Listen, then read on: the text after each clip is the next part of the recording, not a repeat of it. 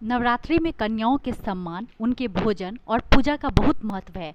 नवरात्र में विधान पहले दिन एक कन्या और इस तरह बढ़ते हुए क्रम में 9वें दिन 9 कन्याओं को नवरात्रि के 9 दिनों का भोजन करवाने का है।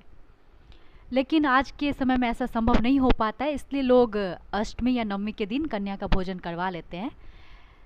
कन्या की पूजा के लिए उनके पैर धुलाकर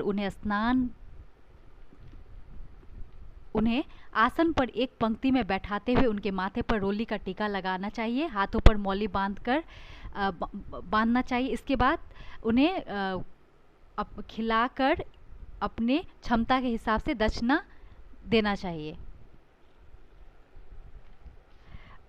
संख्या के अनुसार कन्या भोजन का क्या फ़ायदा है, मैं वो अब बताने जा रही हूँ। प्रथम दिन कन्या भोजन करवाने से ऐश्वर्य की प्राप्ति होती है।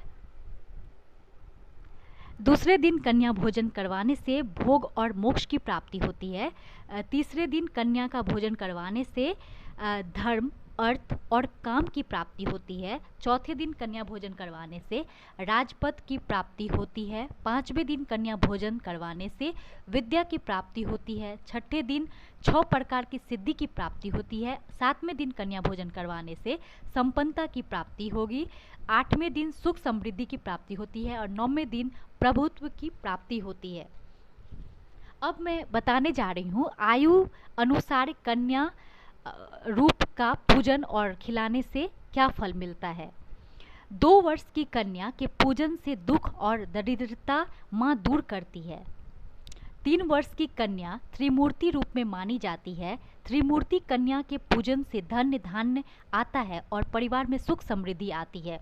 4 वर्ष की कन्या को कल्याणी माना जाता है, इसकी पूजा से परिवार का कल्याण होता है। जबकि 5 वर्ष की कन्या रोहिणी कहलाती है। रोहिणी को पूजने से व्यक्ति रोग मुक्त हो जाता है।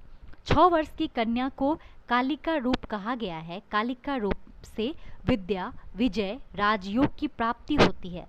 7 वर्ष की कन्या का रूप चंडिका का है। चंडिका रूप का पूजन करने से ऐश्वर्य की प्राप्ति होती है। 8 वर्ष की कन्या सांभवी कहलाती है, इसका पूजन करने से वाद विवाद में विजय प्राप्त होती है।